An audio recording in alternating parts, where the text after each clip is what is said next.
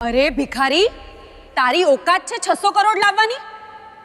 તું જાણે પણ છે 600 કરોડ રૂપિયા કેટલા થાય છે? તમને લોકોને અંદાજો પણ છે કે આ શું થઈ ગયું છે?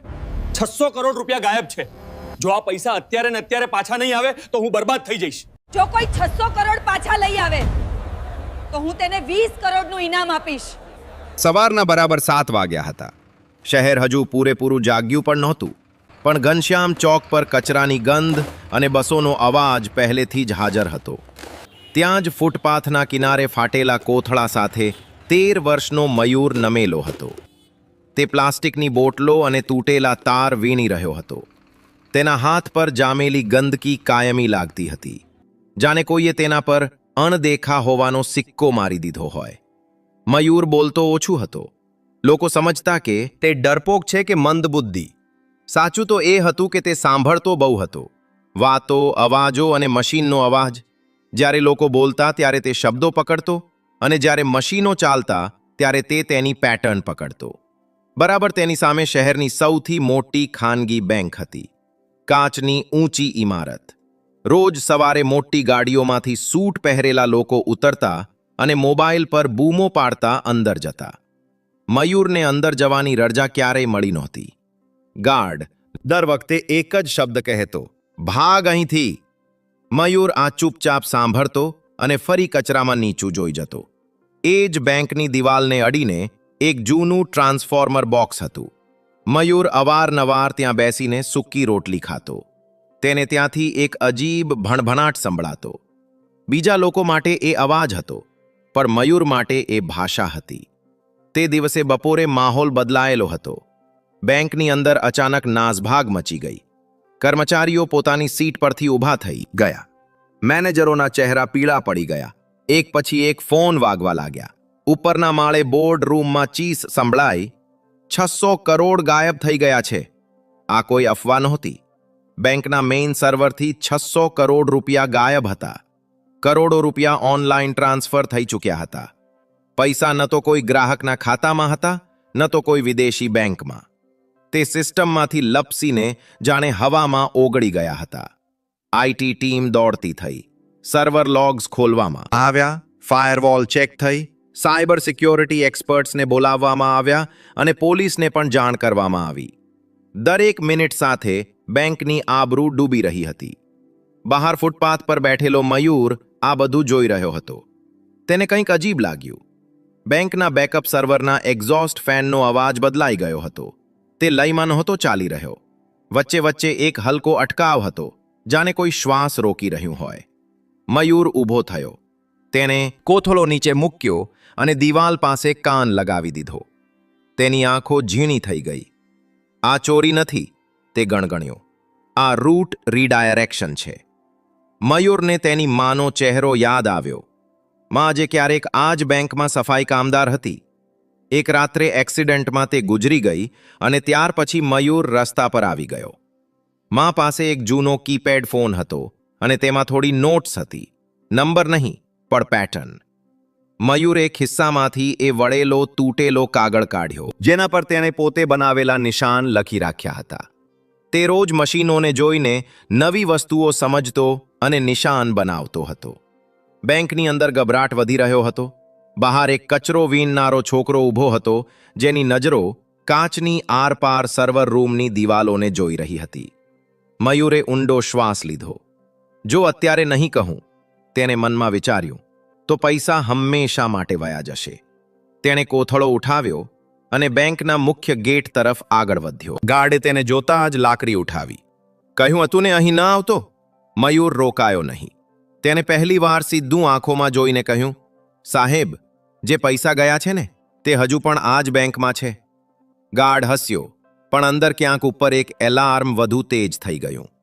ગાર્ડનું હસવું હજુ પૂરું પણ નહોતું થયું કે બેંકની અંદરથી એક મહિલા બહાર આવી. લાલ રંગની સાડી, ગળામાં આઈડી કાર્ડ અને ચહેરા પર ચોખ્ખો ગભરાટ. તે બેંકની સિનિયર ઓપરેશન્સ મેનેજર માનસી ચૌહાણ હતી. છેલ્લા 25 મિનિટથી તે આઈટી ટીમ અને હેડ ઓફિસ વચ્ચે ફસાયેલી હતી. તેની નજર મયુર પર પડી. શું કહ્યું તે? તેનો અવાજ કડક હતો, પણ આંખોમાં થાક દેખાતો હતો. ગાર્ડે તરત જ કહ્યું, મેડમ, આ કચરો વીણવાવાળો છે. જૂઠું બોલે છે. મયુરે માથું નમાવ્યું અને ધીમેથી બોલ્યો, મેડમ, પૈસા બહાર નથી ગયા. સિસ્ટમે પોતે રસ્તો બદલ્યો છે. જો અત્યારે કંઈ નહીં કરવામાં આવે તો 3 કલાક પછી એ પૈસા પોતાની મેરે વયા જશે. આ સાંભળતા જ માનસીનું દિલ ધડકી ઉઠ્યું. તને કેવી રીતે ખબર? તેને વિચાર્યા વગર પૂછી લીધું. મયુરે બેંકની દિવાલ તરફ ઈશારો કર્યો. તમારા બેકઅપ સર્વરનો પંખો દર 30 સેકન્ડમાં એકવાર અટકી રહ્યો છે. આવું ત્યારે જ થાય જ્યારે લોડ જાણી જોઈને ફેરવવામાં આવે. આ ચોરી નથી, આ ટ્રેપ છે. તે બોલતી વખતે ગભરાતો નહોતો, જાણે આ બધું તેના માટે નવું ન હોય. માનસીએ એક પળ વિચાર્યું. અંદર આઈટી હેડ બૂમો પારી રહ્યો હતો કે ડેટા ફ્લો સમજાતો નથી. પોલીસ રસ્તામાં હતી અને મીડિયાને જાણ થવાની જ હતી. તેને ગાર્ડને જોયો. આને અંદર આવવા દો. ગાર્ડ ચોંકી ગયો. મેડમ, મેં કહ્યું અંદર આવવા દો. મયુર પહેલીવાર બેંકની અંદર ગયો. એસીની ઠંડી હવાથી તે ધ્રુજી ગયો. ફ્લોર એટલો ચળકતો હતો કે તેમાં પોતાનો ગંદો ચહેરો જોઈને તેને થોડી શરમ આવી. લોકો તેને ઘૂરી રહ્યા હતા. કોઈ ગણગણ્યું, આ છોકરું શું કરશે? મયુરને એનાથી કોઈ ફરક ન પડ્યો. માનસી તેને સીધી આઈટી ફ્લોર પર લઈ ગઈ. ત્યાં 5 લોકો, 5 કમ્પ્યુટર અને મોટી સ્ક્રીન સામે ઊભા હતા. સ્ક્રીન પર લાલ રંગની લાઈનો અને નંબર દોડી રહ્યા હતા. આઈટી હેડે ગુસ્સામાં કહ્યું, મેડમ, અત્યારે સમય નથી, આ મજાક નથી. મયુરે સ્ક્રીન તરફ જોયું અને તરત બોલ્યો, તમે લોકો ખોટો લોગ જોઈ રહ્યા છો.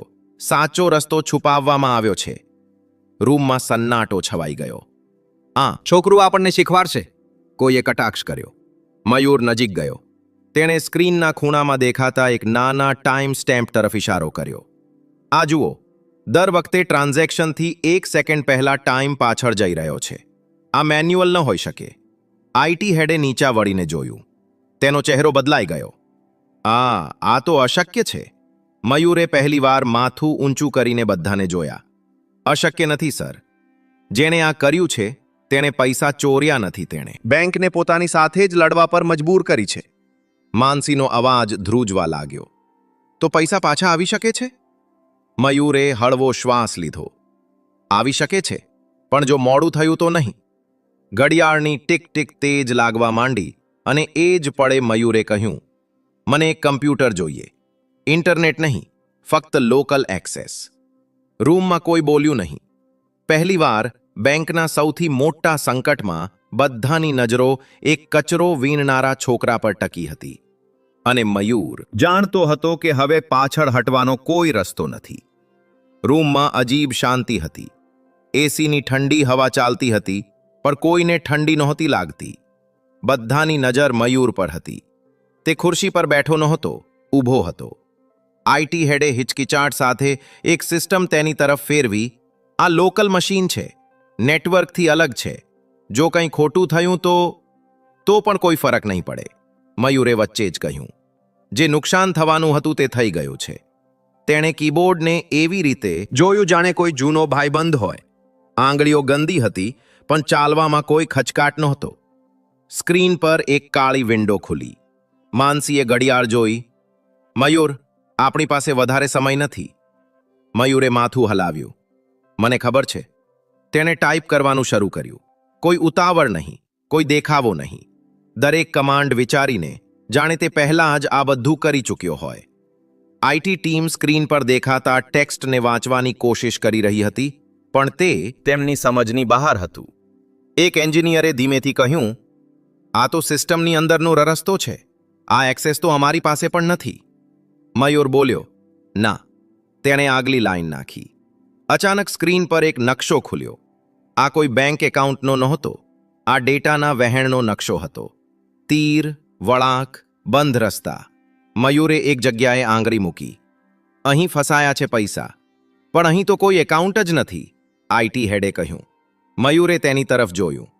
કારણ કે આ એકાઉન્ટ નથી, આ એક ખાલી રૂમ છે. સિસ્ટમે પોતે બનાવ્યો છે. માનસીની આંખો પહોળી થઈ ગઈ. સિસ્ટમે? હા, મયુર બોલ્યો. જ્યારે કોઈ સિસ્ટમના હાર્ટ સુધી પહોંચવાની કોશિશ કરતા પકડાઈ જાય છે, ત્યારે જૂનું કોર એક નકલી રસ્તો બનાવી દે છે.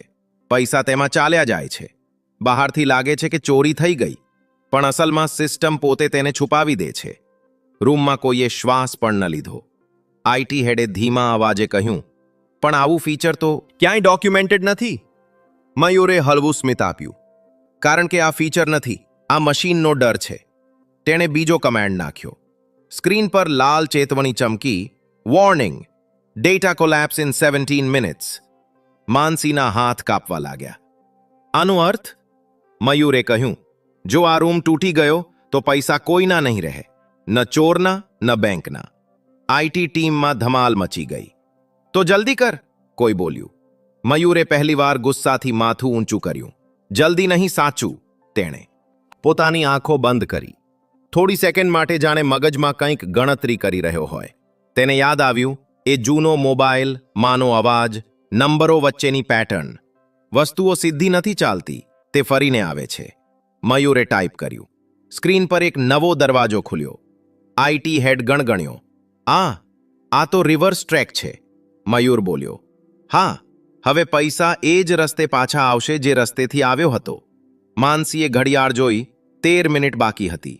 મયુરની આંગળીઓ ફરી ચાલવા માંડી અને બહાર બેંકના ગેટ પર મીડિયાની પહેલી વેન આવીને ઊભી રહી ગઈ.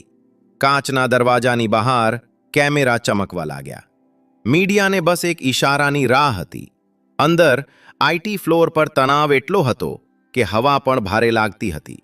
માનસીએ ધીમા અવાજે કહ્યું, જો આ ખોટી દિશામાં ગયું તો સિસ્ટમ હંમેશા માટે લોક થઈ શકે છે. મયુરે સ્ક્રીન પરથી નજર હટાવ્યા વગર જવાબ આપ્યો. તે પહેલાથી જ લોક છે મેડમ, બસ ફરક એટલો છે કે અત્યારે તે શાંત છે. તેણે એક ગ્રાફ ખોલ્યો. વાદળી અને લાલ લાઈનો એકબીજાની પાછળ દોડી રહી હતી. વચ્ચે એક જગ્યાએ લાઈનો તૂટતી હતી. અહીંથી જ પૈસા બહાર બતાવવામાં આવ્યા છે, મયુર બોલ્યો. પણ અસલમાં અહીંથી જ તે પાછા લાવી શકાય છે. આઈટી હેડે ખુરશી ખેંચીને પાસે બેસતા કહ્યું, તું આ બધું કેવી રીતે જાણે છો? મયુરે પહેલીવાર સાચું કહ્યું. હું મશીનોની પાસે મોટો થયો છું. જ્યારે મારા મમ્મી જીવતા હતા તે રાતની શિફ્ટમાં અહીં સફાઈ કરતા. હું બહાર બેઠો રહેતો હતો. સર્વર રૂમના અવાજો મને વાતો જેવા લાગતા હતા. કોઈ કંઈ બોલ્યું નહીં. મયુરે આગળનો કમાન્ડ નાખ્યો. સ્ક્રીન પર એક નવો મેસેજ આવ્યો. Authorisation required. માનસીએ રાહતનો શ્વાસ લીધો. ઠીક છે, આ સામાન્ય છે. અમારી પાસે મલ્ટી લેવલ ઓથોરાઇઝેશન છે. મયુરે માથું હલાવ્યું. ના મેડમ, આ સામાન્ય નથી. કેમ? કારણ કે આ ઓથોરાઇઝેશન સિસ્ટમમાંથી નથી આવ્યું. આ એક ખાલી રૂમમાંથી આવ્યું છે જ્યાં પૈસા છુપાયેલા છે. આઈટી હેડનો ચહેરો કડક થઈ ગયો. એટલે કે સિસ્ટમ પોતે નક્કી કરી રહી છે કે કોના પર ભરોસો કરવો. મયુરે ધીરેથી કહ્યું, હા, અને તેને તમારા પર ભરોસો નથી. રૂમમાં અજીબ ચૂપકીદી છવાઈ ગઈ. માનસીએ ઊંડો શ્વાસ લીધો. તો હવે શું થશે? મયુરે પોતાના ખિસ્સામાંથી એ વળેલો કાગળ કાઢ્યો. તેના પર આડા અવળા નિશાન હતા. હવે આપણે સિસ્ટમને યાદ અપાવવું પડશે કે તે કોના માટે બની હતી. તેણે એક કોડ નાખ્યો. આ કોઈ પાસવર્ડ નહોતો. આ સમય, રકમ અને ક્રમનો મેળ હતો. એ જ ક્રમ જેમાં બેંક દરરોજ નાના ખાતાઓને પ્રાથમિકતા આપતી હતી. સ્ક્રીન પર અચાનક હજારો નાના ટ્રાન્ઝેક્શન ચમકવા લાગ્યા. 10 રૂપિયા, 20 રૂપિયા, 200 રૂપિયા. આઈટી ટીમ હેરાન થઈ ગઈ. આ શું કરી રહ્યો છે? આનાથી સિસ્ટમ હજુ સ્લો થઈ જશે. મયુરે શાંત સ્વરે કહ્યું, ના, આનાથી સિસ્ટમને ભરોસો આવશે. માનસીએ નવાઈથી પૂછ્યું, ભરોસો? હા, મયુર બોલ્યો. મશીનો તાકાત પર નથી ચાલતી, તે પેટર્ન પર ચાલે છે. અને સૌથી સાચી પેટર્ન છે નાના લોકોના પૈસા. સ્ક્રીન પર ચેતવણી બદલાવા લાગી. Trust index rising.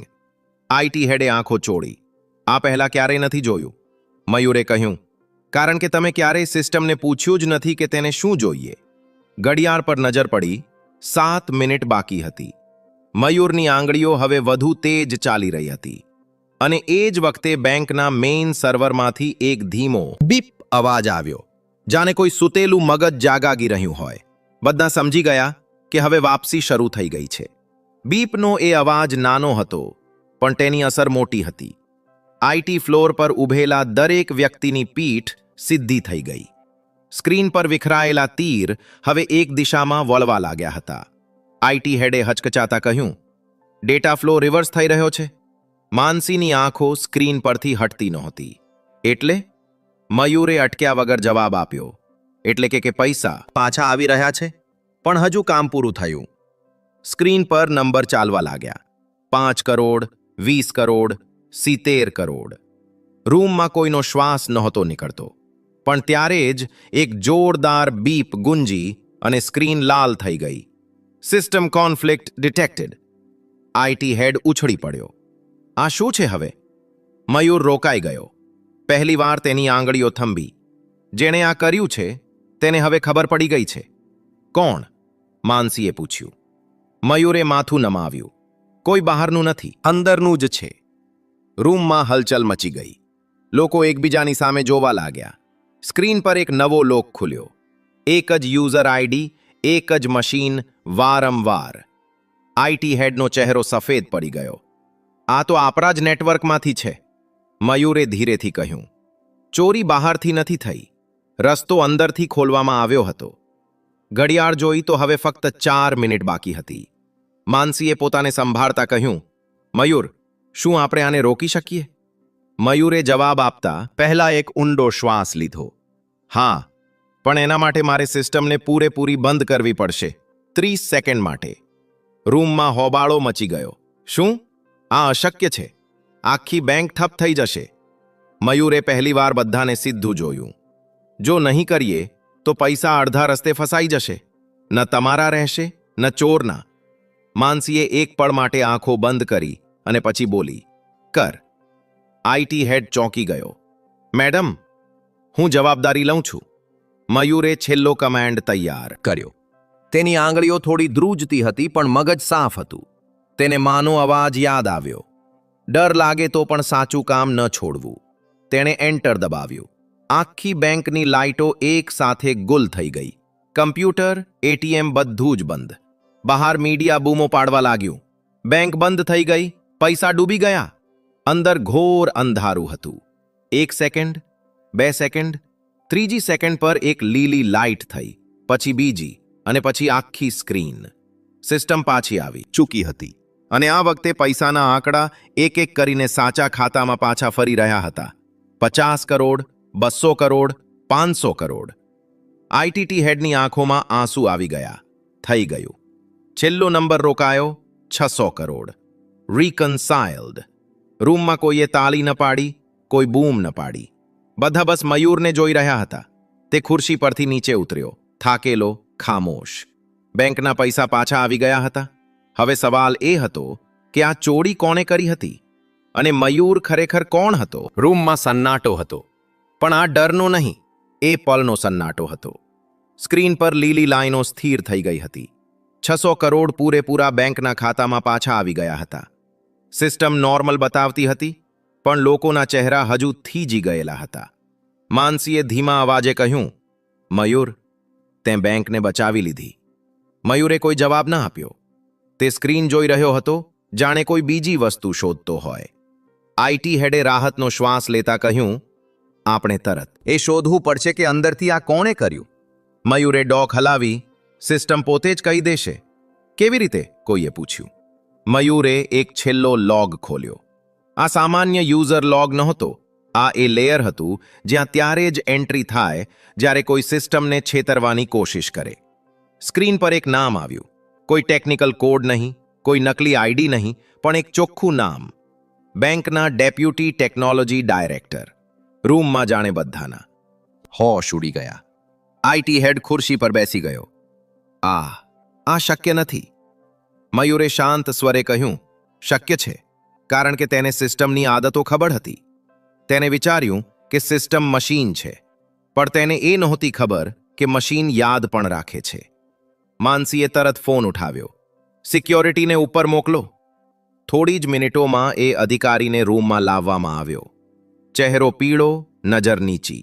તે કંઈ બોલતો નહોતો. માનસીએ કડક અવાજે પૂછ્યું, તમે આ કેમ કર્યું? તે ચૂપ રહ્યો.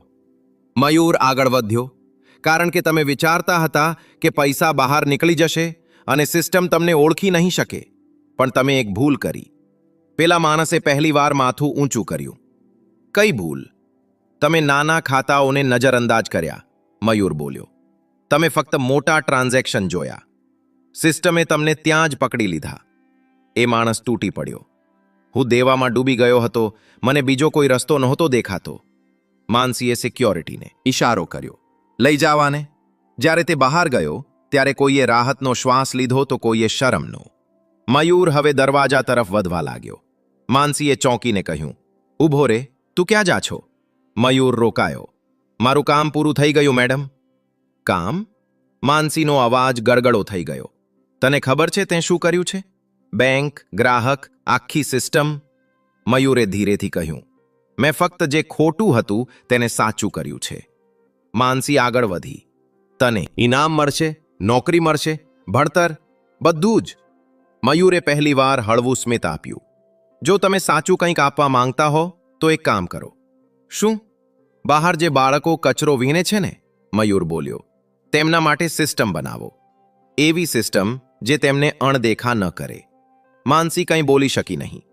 મયુર દરવાજાની બહાર નીકળી ગયો. એ જ ફાટેલો કોથળો, એ જ ગંદા હાથ.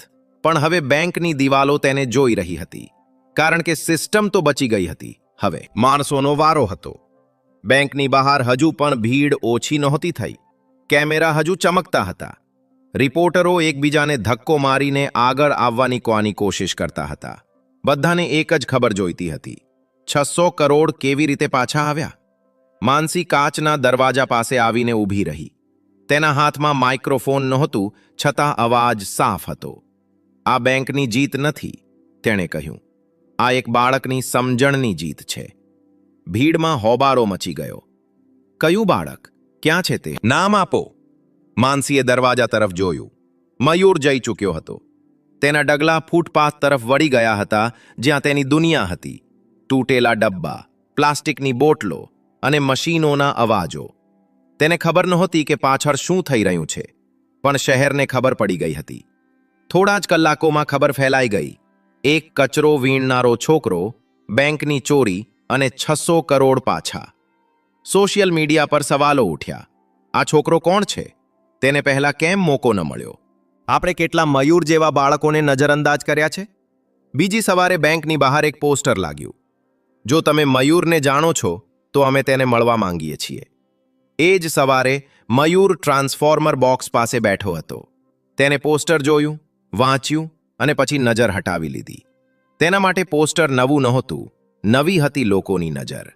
બપોર સુધીમાં નગર નિગમના અધિકારીઓ આવ્યા, પછી એક સ્કૂલની વાન આવી, પછી એક મહિલા આવી જે શિક્ષણ વિભાગમાંથી હતી. બધા એક જ વાત કહેતા હતા, તારે ભણવું જોઈએ, તારે અહીંથી નીકળવું જોઈએ. મયુરે પહેલીવાર સવાલ પૂછ્યો, શું ભણ્યા પછી પણ કોઈ મને સાંભળશે? કોઈ જવાબ ન આપી શક્યું.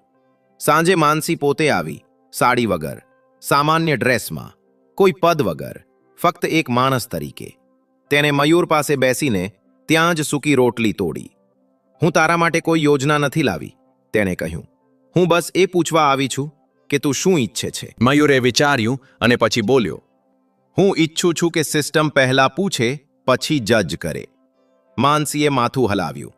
અહીંથી જ એક બદલાવ શરૂ થયો. બેંકે એક નાનકડો પ્રોગ્રામ શરૂ કર્યો. નામ મોટું નહોતું, પણ અસર મોટી હતી. રસ્તા પર રહેતા બાળકોને મશીનો પાસે બેસવા દેવામાં આવ્યા. તેમને હટાવવામાં ન આવ્યા, તેમને સાંભળવામાં આવ્યા. મયુર ત્યાં રોજ આવતો હતો. હવે કોથળા સાથે નહીં, પણ એક નોટબુક સાથે. શહેરે પહેલીવાર તેનું નામ બરાબર ઉચ્ચાર્યું, મયુર. અને એ જ નામ હવે સિસ્ટમમાં નોંધાઈ ચૂક્યું હતું. અણદેખું નહીં, પણ જરૂરી. જો તમને આ વિડીયો પસંદ આવ્યો હોય તો લાઈક કરો. આવા જ વિડીયો માટે સબસ્ક્રાઇબ કરો. તમારા મિત્રો સાથે ચોક્કસ શેર કરો અને કોમેન્ટમાં જય શ્રી રામ જરૂરથી લખજો. તો મિત્રો, આ વાર્તા માત્ર મનોરંજન અને શિક્ષણના હેતુથી બનાવવામાં આવી છે. આમાં દર્શાવેલા તમામ પાત્રો, ઘટનાઓ અને સંવાદો કાલ્પનિક છે. કોઈ પણ વાસ્તવિક વ્યક્તિ, સંસ્થા કે ઘટના સાથે આનો કોઈ સંબંધ નથી. કૃપા કરીને આને માત્ર વાર્તા તરીકે જુઓ અને એનો આનંદ લો. અમે કોઈની ભાવનાઓને ઠેસ પહોંચાડવા માંગતા નથી. જો તમને આ વાર્તા પસંદ આવી હોય તો લાઈક કરો અને વધુમાં વધુ લોકો સુધી શેર કરો. જો તમને આ વાર્તા ગમી હોય તો પોતાનો પ્રેમ બતાવવાનું ભૂલતા નહીં. વિડીયોને એક લાઈક કરીને ચેનલને સબસ્ક્રાઇબ કરી દેજો. તો ચાલો મળીએ આવી જ એક બીજી દિલને સ્પર્શી જાય તેવી વાર્તા સાથે. વિડીયોને છેલ્લે સુધી જોવા બદલ તમારો ખૂબ ખૂબ આભાર.